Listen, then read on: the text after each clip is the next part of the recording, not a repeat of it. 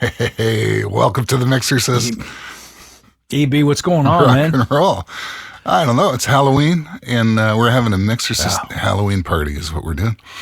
And it is Why not? If we do one show a year, it's got to be this one. If we do one show a year, it's got to be this one. It's the Mixorcist, right? This is it. What are you going to do? That's right. What are you going to do, Ray? Who else are you going to kill? This episode has been brought to you by Captain Howdy. That's right. You could purveyor of fine spirits. You could fit like 2-3 bodies in there, no problem. Easy. So what's been happening with you? We'll talk plugins in a bit, but first we got to do something for Halloween. We got to talk about horror movies. What have you been watching? Oh, I've been watching a ton of stuff. Not a lot of horror. Actually, I got caught up in I discovered the morning show, so I've been watching all of those. There's like zero horror elements in that one, right? So go back and watch reruns of Friends next. It's better than that. Oh, poor Chandler. Too soon? Was it Chandler? Yeah. That sucks. 54. Yeah, it does. Matthew Perry. Yeah. Oh, well. What do you say about that? No, but I did start watching The House of Usher Follow the House of Usher on Netflix. It's fucking cool. Mm-hmm. Very Edgar Allan Poe. Yeah, there's so many Poe references. Nice. It's almost comical. And comedy, dark comedy, drama, some jump scares, a couple of horror elements. American Horror Story is another one I've been watching, but none of which did I even pull up any pictures here. I don't even know. Let's. Eric, you've been very bad. There's your picture. Let's get the viewing experience up here, right? So, yeah, looks good. So Follow the House of Usher is great. It's pretty new on Netflix, and if you have Netflix, I heartily recommend it as a horror fan and comedy. Dark comedy, kind of sick. There's aspects of Succession in it actually, which is an interesting angle that they put on there. But yeah, that was good. What do you got going on? You see, I've been watching. I went to see the new Exorcist in the theater. And, I first when I got my tickets, I noticed it was like 14A. And I'm like, this can't be good. No decent horror movies 14A. So I brought the whole family, including like my daughter, who will not watch horror movies. But if her boyfriend goes, she'll watch horror movies. So we went and saw The Exorcist. That was like my Christmas present, basically. Just watch a horror movie with me. And it wasn't scary, number one.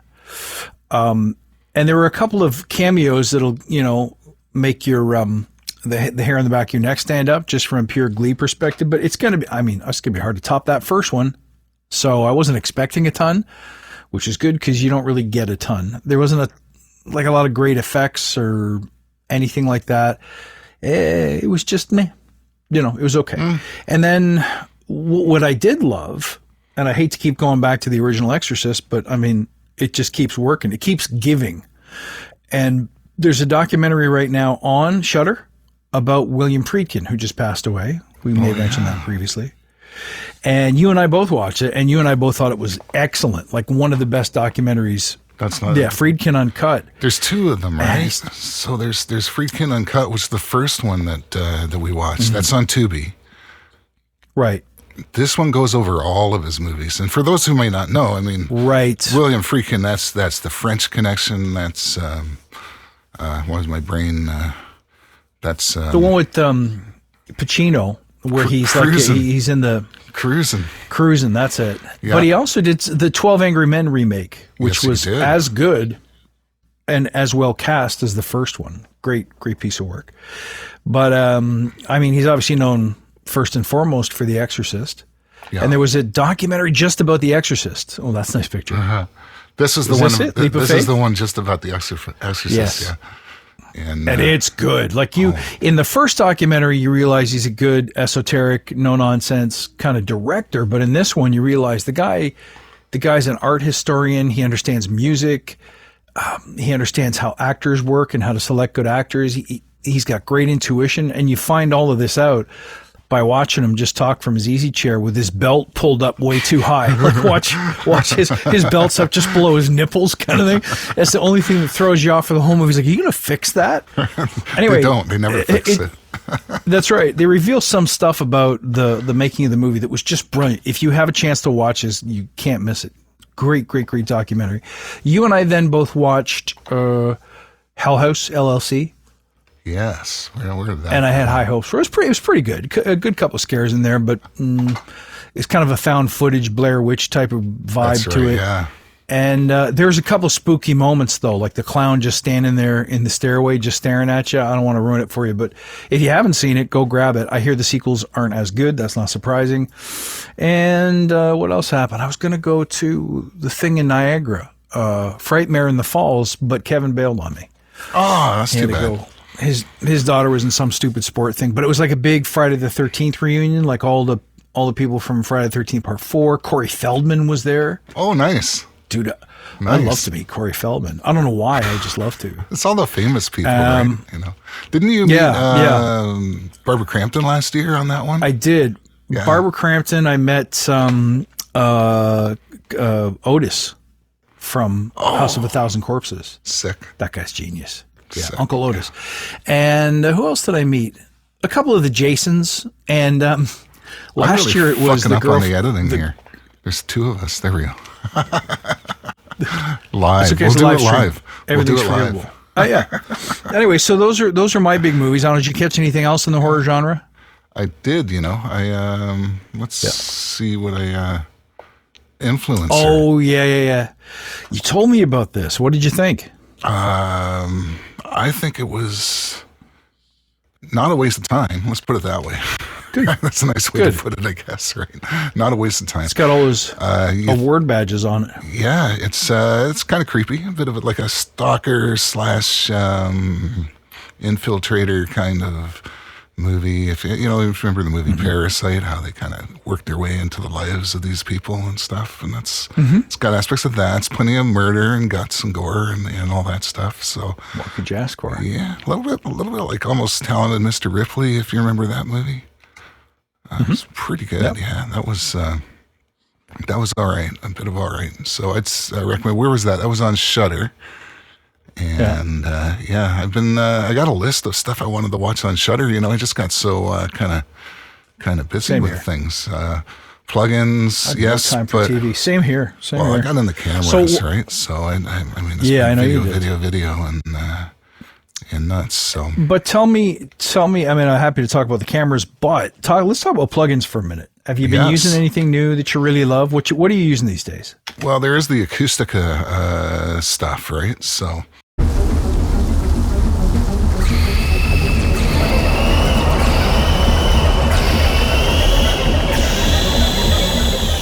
Right now, I think for it's important for people to go right now to Acustica's site and grab this pumpkin plugin for free here. So this is like a clipper. It's a adjustable knee clipper. So you have different modes, right? There's like a whole bunch of different distortion modes, but within that, you can then further adjust the degree, the reaction, and the saturation. It shows you there. You can see that it shows you how much the gain's being limited by and stuff. It's got the oversampling. Lots of cool Acustica stuff. I mean, they've really come a long way with their products. I mean, I'm always saying that, but the truth of the matter is it just keeps improving. Like some of their past releases, Mystic. This one goes back a few months, but that is based on the Tree Audio tube gear. Right. Mixers that are like, 5 figures for like, a couple channels, right? Good stuff, good sounding. Are you liking it? Tube passive gear. I love this. This is one of my favorite Acusticas, I think, for a long time. Really? Yeah. Straw, which is, what stuff is, it's that's the quad sphere. It's sphere. Like if you know the history, like sphere and to a certain degree quad Electrodyne. That's it's based on that lineage of stuff and the Magnetic Recorders studio.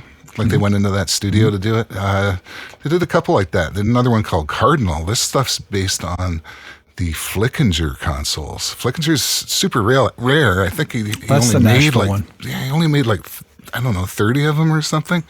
Sly Stone owned one. A lot of classic. Muscle Shoals had one. A lot of classic albums were done on on the Flickinger stuff. He was a bit of a character, but apparently pretty genius. This does sound like he was a genius because it's like a clean Neve. Is that, I don't know. It's big and bloomy, but it's also tighter. It's hard to describe. And then they released Salt, and man, yes. whoa, this one is just incredible. It's a fun toy. This has 3 of Acustica's EQs from their earlier suites, right? So it's got the pink, which is the API. It's got the gold, which is Neve, and sand, which is SSL. But they didn't just recycle the libraries here. What they actually did was build entirely new circuits, because you'll notice in the middle there's a bandwidth control, which you don't really get on, you don't get that on a Neve, right? The 80 series had a switch, like a high Q switch, but that was it. This got fully adjustable frequencies and bandwidth, but it's based on like identical circuits that they made themselves and tested, and it responds identical to these vintage units. It's also got the hyper technology, which means that you're not waiting anymore. When you only change, a year ago, you changed the frequency on the plug-in and you wait, right, for that to click in. You don't wait anymore. Yeah. It's super fast and it's super responsive. So, and that's like not a ton of CPU load. Not a ton of CPU load, not a ton of size either. So they've really just continued to optimize and get more efficient. And finally, here we go. This guy sounds great. Yeah, you can really crush stuff with this, or you can go transparent with it. It's kind of got everything. It does impart a bit of its own tone, but it's actually a kind of a nice shimmer to it, I guess is probably how I describe it. A nice, but nice it can also thicken a vocal. I've been using it a ton on podcasts just to play with it. Yeah. If you're slamming stuff a bit, it really thickens up the tone. So it's a fun machine.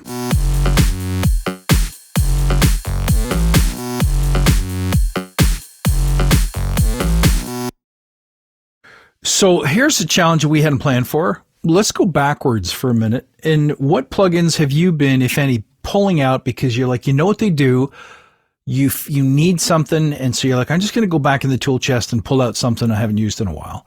And you end up being like, I missed this. You got any of those?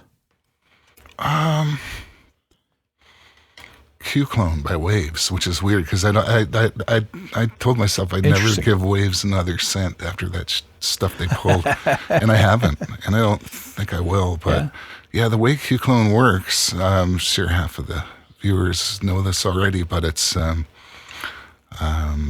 you can sample EQs with it. You can, you hook up the input to the output. There's a bit of a routing maze that goes on. But you can take your analog EQ, and on the plugin, you hit capture, adjust your EQ on that track the way you want it. You're adjusting the analog EQ. It's sampling it in real time and putting the curve in digital land. And then you press hold, and then you move on to your next track, capture, move your EQ. So for those of us that like the tactile experience of fiddling with the knobs, this kind of gives you the best of both worlds. And sure. I was going to ask you, when you were showing Pumpkin, which apparently is going to be expanded, more features are coming out in a paid version, I read somewhere, I think. But do you like the ability to visualize what the plugin's doing to the sound? Like, is that essential to you? Because you kind of miss that when you're using something like Salt, and it's just all, it's good to train and trust your ears, but every now and again you're like, is there too much 500 or is it me? So you go and you look and you see like a graph, and it's like, there's too much 500 there. It's okay to pull it. Like, it's dumb, because you shouldn't be going by like paint by numbers. You should be going by what you hear and what you sense. But it's just like, sometimes it's nice to be able to look at it and say, problem area. Like, where's all that 3K coming from? And sometimes shorten down the troubleshooting process. I don't know. I like it. It's different. Yeah, I mean, certainly the visual feedback's really useful. Like, I remember live we would run like FFTs in as the show was going on. So if something was feeding back, or there was just this weird frequency you couldn't figure out, you could look on the thing and get exactly where it was. If in the case of feedback, that just comes up like a spike, right? So you can see exactly where it was. Yep, tack down, gone, right? So that's useful. I think if you're mastering and you think you hear something, well, is that the limiter working at this point? Is that a clipper working at this point? Like you can see when the clipper's actually working, because mastering, you don't want it working certainly all the time. Like, you know what I mean? You want it working on the peak, if at all, right? If you want to put clipping on your master at all, you want it just for just to give you that little maybe dB or something. I don't know. So that's not going to be on the whole time during the song, depending on the style. But so I think you want to be able to see when it's actually acting on the sound, right? So for that, it's really useful. I mean, I'll do stuff like null tests, phase tests. I'll use plugin doctor, Bertom EQ analyzer just to see what's kind of going on with the plugins. So, I like the visual thing. And I hear also what you're saying though about that it's a trap that you can fall into because you don't want to be mixing with your eyes. Right? Sometimes, when you think about, let's say, a Neve, for example, and the fixed bandwidth thing you were talking about, when you go and look at a graph, like let's say, Kirchhoff EQ or Waves HEQ, they all purport to have Neve-like, API-like curves. And when you play with it visually, it doesn't look like what you think it's going to look like. So you start messing with the Q, and all of a sudden that the immediacy of having a Neve equalizer, which is like, these are the buttons. If you like the buttons, you turn these buttons. If you don't like it, pick a different tool. And so the Neve is handy for that it's like, if you want that tone, it's just so much easier to turn knobs and just trust that you've either got too much, too little, or this is the wrong device. But sometimes the visualization can mess that up on you.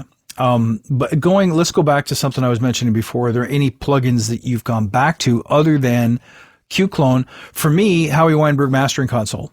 I put it off to the side forever, and then busted it out again because the input gain staging or the gain staging across the plugins a little sometimes fiddly, but oh man, does that ever sound good?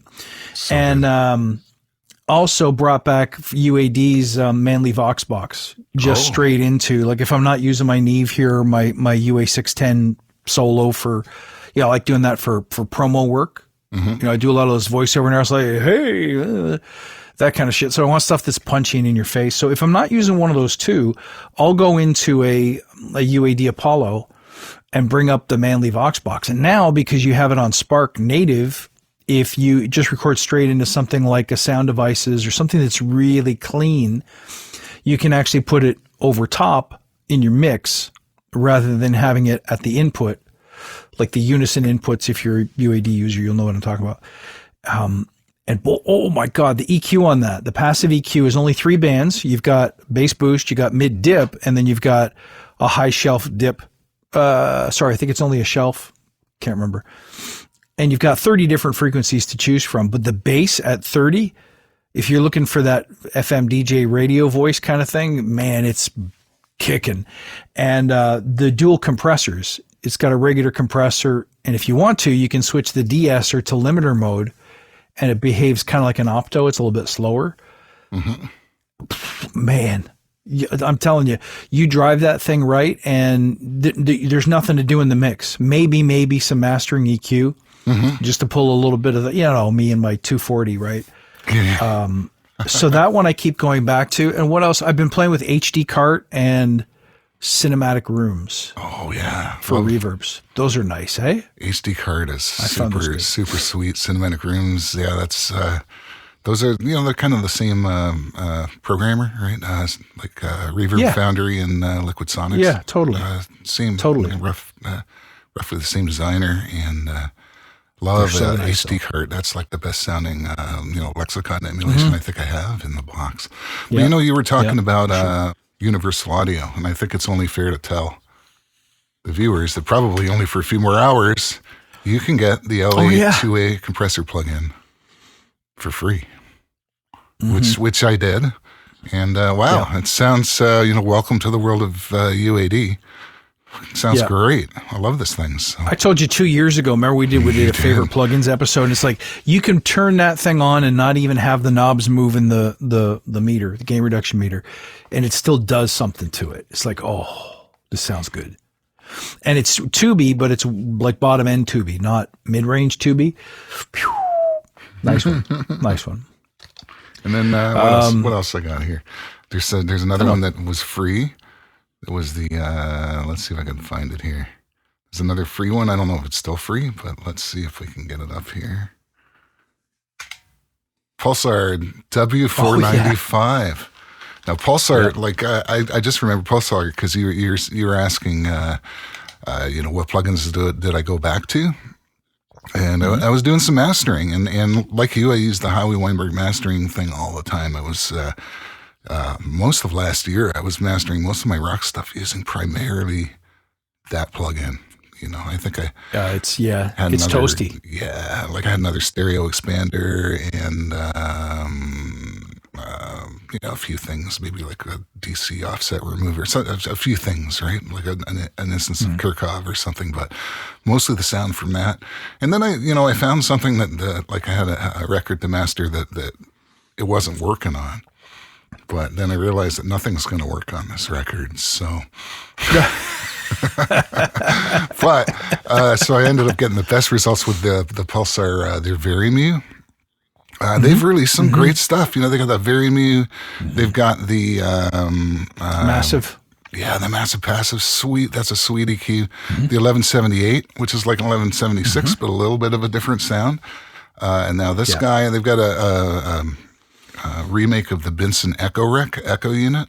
Oh yeah, great stuff that they make. So, and what is this one that you're looking at? I can't. This is like a Siemens W495. Yeah. Oh, okay. Well, it's a German made. I don't know. I think it was Siemens, Neumann, and Telefunken. I don't know, but it's of that kind of lineage and vintage. Really good stuff. Yeah.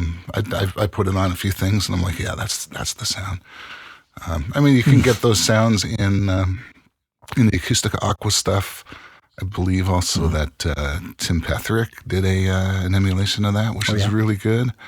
But this Pulsar stuff is like their interface is so sleek and it's so modern and it's so just usable. And the plugin opens up and it tells you if there's a new version right away, and you just download it and it installs, and you can oversample like up to 30, and it's all in that little hamburger menu. And I do love just using their plugins as well. So, and they're very me. I can get stuff really loud with that plugin in a smooth way. So that's Pulsar Audio is definitely a top end company. Good stuff. They've made great stuff in the past 3-4 years, and I know Pure Mix, they gave away the 1178 with their subscription, and there's another one called the Smasher, which is really nice too. So I'm impressed with their stuff for sure. Oh, that's not good. Not good. Now, what about the world of Softsynths? So world that I haven't tried Soft Tube's Prophet yet. I'm a big Prophet nut. I love those. But I'm cool with either the Diva. I guess it's it's not the Diva, is it? It's the something 5. I can't remember what they call it. UHE's, it's their Prophet emulation. Oh yeah, okay. So because the Diva's kind of their one, and they're one for all, right? So it's got like some rolling filters. That's it. Is that the one? The Diva. No, it's the other one. It's called this. I think it's called the something 5. I'm gonna see if I can dig it up while we're talking. Pro 5 or something.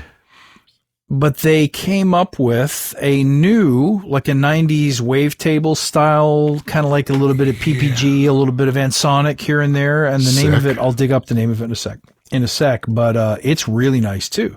Well, while you're doing that, I've got one here. Check this out. I've not tried this one yet, but Oberheim OBX. Oh yeah, from GeForce. I saw that. The GeForce stuff is great. They did the Oberheim 8 voice last year, which is a really good one. But that one was also really expensive. I didn't end up buying it. But I should check this Black Friday, because that's a plugin that I kind of always wanted. This OBX, I'm sure, is just brilliant, and I do want to get more into the GeForce stuff. We have, I think you and I both have it, another OBX that's really good, and I'm trying to remember who made it. Oh, it's not a big name. Sonic Projects, OPX, is that the one? Yeah, I think that's it. And that one's nice too. Okay, so the new one's called Harmonia by Cherry Audio, and it is like an 80s, 90s style synth, and it's really cool. And let me just get the name of their stupid Prophet Stupid emulator, and I'll kick myself when I'm I looking get it. for It's just Harmonia bugging me. right Why now. can't I remember? Their GX80 was another great product, by the way. Here's Harmonia. That's Yes. sick. Actually, I've got the site right here. So Just download it. Just download it while you're just there. download You know it you're while going to you're need there. it. Yeah, I think I will. OctaveCAD is apparently pretty sick. I've not tried OctaveCAD yet, but that's apparently No, I haven't either. Really Their wicked. mini Moog pedals were very cool. there's the Mercury. That's like looks like a Jupiter or something. Mm-hmm. Ooh, GX80. I bought the GX80, and that is money well spent. That is that like you bought the plug? Yeah. Yeah, I did. Yeah, And, if you want to make something that sounds like basically like Vangelis, Yep. that's the tool. So let's look at UHE here and what Also, their products are. Also stuff like who else had the GX? Keith Emerson had a GX80. I think Probably. Toto had one. Here's another one from them. Here's another one that I really like. It's the Dream Synth. Which one? Their Dream it's beautiful. Synth. That's an amazing. I love that one too. Amazing product. Dreams brought to life, indeed. The Repro 5, REPRO 5 Let's see if is I can find that UHE's. That's UHE's that's UHE. Prophet 5, and it's good. It's really nice. Repro, I remember that now. That one's been out for a while too, hasn't it? Oh yeah. And I feel like the soft tube one, maybe some people say it's a little warmer, a little more accurate, but I don't think it has the range of effects and flexibility that the Repro 5 has. I thought that was a very cool toy. There we go. I think the synth heads are going to know this one. They're going to know the UHE stuff They will. for sure. No, it's not the Repro. It's not the Repro 1. It's the Repro 5. But I think you buy the one, you get the other. Oh, I see. Okay. They're like a bundle. Yeah, it makes sense. Yep. Yeah, and I'm not sure what else, like any hardware or something. I've been buying packs for Tonex by Amalgam Audio. I'm going to show you their site. Sure. Because this stuff's just crazy. It's they've got a Halloween sale going on. There we go. Halloween sale. Ooh. 3 captures for the price of 2. 5 captures for the price of 3, or 10 captures for the price of 5. I do the 10 captures, and then all of a sudden he starts sampling stuff, and it gets even better. So if we go to Tonex, check out this. This is sick, right? Here's a JCM 800 2203. Mm-hmm. So this is his second shot at sampling a JCM 800. So when you buy this, you get that first one for free. So you get basically 2 amps. Awesome Soldano. SLO 100. Oh, this might be my favorite of theirs yet. And that's a nice high gain. Yeah, and it makes me want to buy like a Soldano. I'm like, okay, what amp would I get? Matchless HD30, Mezzaboogie single rectifier, a whole bunch of T-Rock stuff. We were talking about Soldanos back in university. Yeah. When you and I were in res together, because we saw Clapton play one on Saturday Night Live. Oh, dude, everybody played Soldano. Man, in the 90s, yeah, I dig everybody. That tone. Van Halen played one, but the blues guys played them. Everybody, because what they are, they're like a Marshall, but they're a little bit more scooped, a little bit more headroom and bite. Oh, and the best solo like for leads. Oh my God, smooth, like big sustain, nice amp. These days, I'd probably take an EVH over one of those, though. I think. Although I do like 2 Rocks. 2 Rocks are very nice. Yeah, 2 Rocks are top shelf stuff, right? Soldano's top shelf stuff. The 5150 is a great amp. Inside I'm not sure about the build quality, let's say, but they last long enough. They do the job, right? Let's do the job. Do the job right. So yeah, he went on a whole 2 Rock bender. So you got all kinds of 2 Rocks, Element, which is, I don't know which one this is. The Benchy is like a Benson. All these amps have a lot of character. Here's like an old Tweed from 57. Ooh, the Mezzaboogie Mark II C+. Oh, yeah, the Mark II. Used by that was everybody. Just like when the Soldano in the 90s, it was the Mezza in the 80s, right? Like, Master Puppets use this amp, right? Like, Supro, that's an old, that's a Zeppelin amp. Apparently. Yeah, 1958. Yeah. Ooh, Fender, and I didn't know Fender made this one. This is like a dual speaker V-shaped cabinet, and it's got a tweed sound, but it's like bigger. Yeah, it's super sick. Another old tweed, and then Marshall super bass. This would be like the Iron Maiden guys had these. AC/DC sometimes. Fox AC50, not the 30s. The 50 is the head. Silvertone. That's a crazy kind of fuzzy amp. It's amazing how Tonex captures the character of the story. Like, it's the closest thing to a real amp I've played ever in digital world. Yeah, for sure. Wow. Absolutely. Yeah. I've kind of you just go straight through your interface. Or you need to buy something. No, you can just buy the software, and actually when you if you go and buy the Tonex software, they have a thing called ToneNet, which is the user area, and the users just upload stuff. There's thousands and thousands of amps and pedals and speakers, and it's all free. Too much choice. It's all free, and some of it is super wicked. But it doesn't mean that you have to go through hundreds and hundreds of things to find something that's like good. Whereas when you get the paid profiles, it's like you're getting quality. It's now just a question of what flavor do you want. And like Tonex has an advanced training. It's got different modes for training, right? So you got quick, base, standard, right, and advanced. And standard is like, I don't know, 20 minutes to sample an amp setting. Advanced is 5 hours to sample one setting on an amp, right? And so when you buy this guy's stuff, the Amalgam stuff, you're getting like 20 profiles or something. He works on this stuff. Fender Bassmaster. There's your AC30. Tone King. I really like this one. I got to pick this one up. Mark Knopfler used the Tone King for a while. Maybe still does. Really good stuff. Fender Blackface, Vox, tons of Marshalls. Here you go. JTM 45. JTM 50, totally different sounds. You wouldn't think but the JTM 50's got a solid state rectifier in it. So when you see AC/DC and everybody's like, oh, they're using the JTM 45s, it's like, well, maybe they did, but when they heard the JTM 50, they much preferred that because it was tighter and it cuts through the mix better. Here's a Mark 5 Mezza, Jack Britt. I don't know what it is. I used to know what it is. Brain fart on that one. GT100, which is like a 100-watt clone of a Marshall. Wicked amp. Here's your 5150. There's a high watt, an orange, blah, blah, blah, blah, blah. But you see here, it's like tons of stuff. You could easily get your 10, your 10 profiles or whatever, and I'd say just do that. If you have Tonex, check out these profiles. They're just, they're wicked. And, I'm itching for something new. Yeah. All right. So listen, why don't we'll cut this one off and let's get back to doing maybe a little plug-in walkthrough. I'd love to touch base on that Oram, the Opal comp. Oh yeah. Maybe do a deeper dive there if you got some time, and whatever else comes out new. I know UAD said November is going to be a big month for releasing stuff to the Spark native platform. So let's see what they come up with, and let's get back online and have some fun. It's been too long. Yeah, it has been too long. And That's okay. Here with us, Kurt. Would you like to leave a message? I'll see that she gets it. Yeah, that's a good one. That never gets old.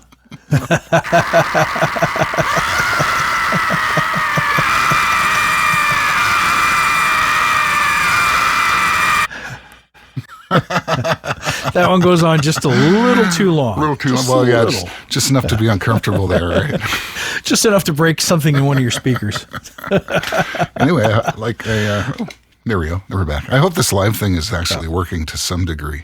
Yeah, let's see. We did have it a little smoother in the past with all this, but like you said, it's been a while. It's like riding a bike with 18,000 controls. It's like a bike, but it also has a cockpit and a gunning area and a mess hall.